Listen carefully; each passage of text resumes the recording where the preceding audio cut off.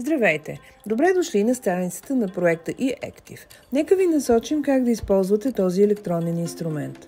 На главната страница можете да намерите всички дейности, разработени в този проект.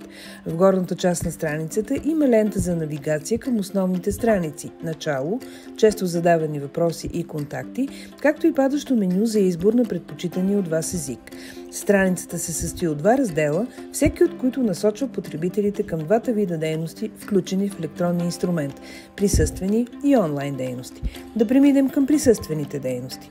Страницата е разработена като табло за обяви с календар, показващ всички присъствени дейности, организирани по месеци. Като изберете ден, можете да видите наличните дейности.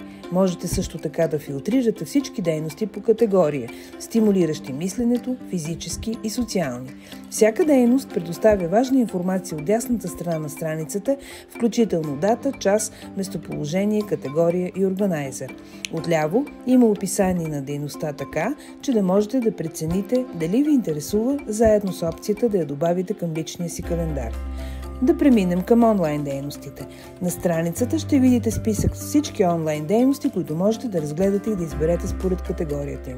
Всяка дейност включва ключова информация в горната част, изображение, категория и възможност за споделяне чрез социалните медии, последвано от нейната оценка, кратко описание и раздел с инструкции и обяснителни видеоклипове.